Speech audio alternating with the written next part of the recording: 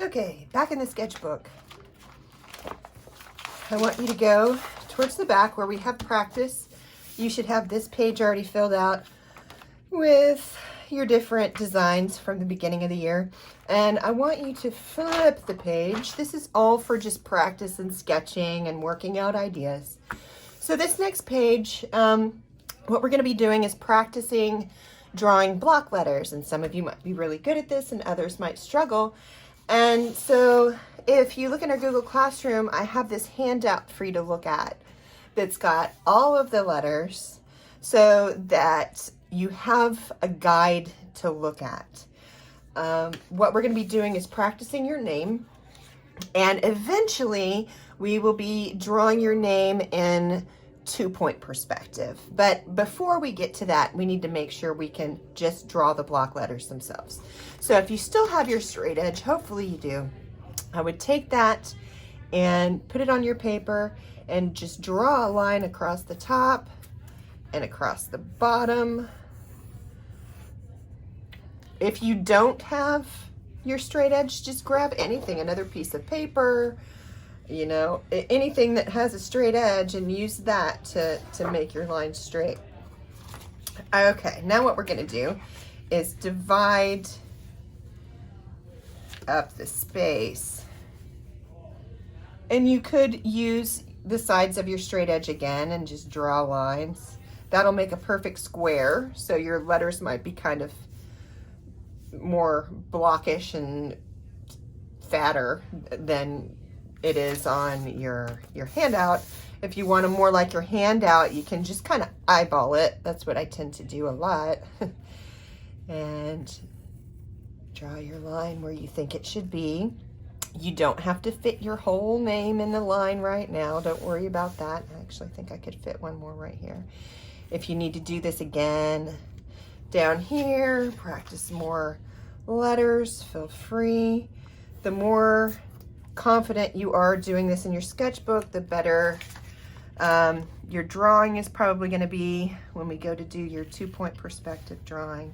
But anyways, you get the idea. Draw as many of these little blocks out as you need to practice and to write your name. Okay, so when you go to draw, what I want you to pay attention to is the thickness of the letter. It is the same thickness across here as it is across here, as it is across the top. Look at the B. As this B comes around, notice how this shape and this shape come together here.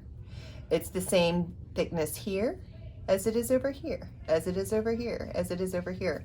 So try to pay attention to those things. Let's also let me do a couple to kind of get you going.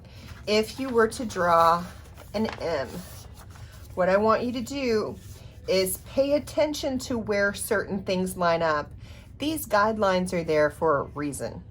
You know, it's there to show you that, sure, let me go ahead and do this. Sure, my M might come down like this, and then it has kind of a V here in the middle. And, you know, some people might not know, well, where do I come out and meet the top? Well, that's what the guidelines are for. Look at what they're trying to tell you. It's saying that this shape that looks like a V starts right here, whereas if this line went all the way up to the top, that's what it's trying to show you, is that that's where this starts, so that you get the same thickness everywhere. So use that as a guide. Make sure you can draw your letters. Things like G's and C's that are round, what I want you to notice is that you use this shape as much as you possibly can. Even though this is round, look at how it hugs the side here. So if I'm going to draw a G, I'm just going to round out my corner here and here. So I'm just going to round all my corners out to start with.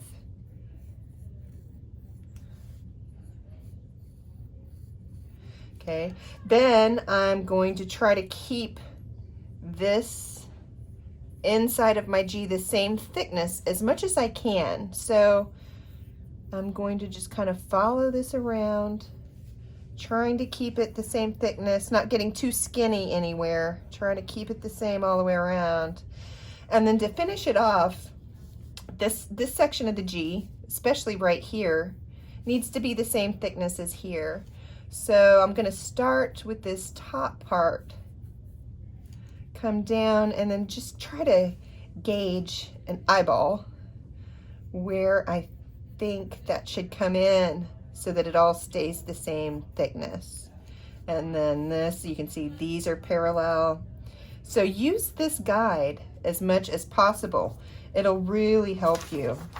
Trying to see if there's another one that I could show you that looks kind of hard. Most of them are not too hard. The R's and the B, I think the B might be kind of tricky, so I'll show you a B really quick, and then I'll let you have some time to practice.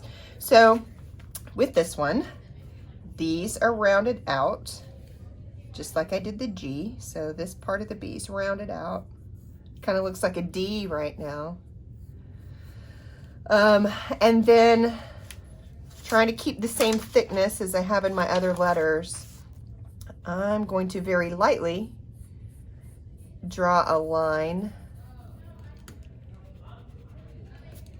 for the inside of my B. Okay, so here, what I'm gonna do is draw this shape, and I would start that by looking at the thickness, trying to keep this the same. Trying to keep this the same. Okay, so I have this shape here. I'm gonna erase part of this because I don't need that anymore. And then trying to keep this thickness and this thickness the same. Same thing down here. You know, and now that I'm looking at it, this one's a lot bigger than that one. So I can go back now and adjust that before I go too far.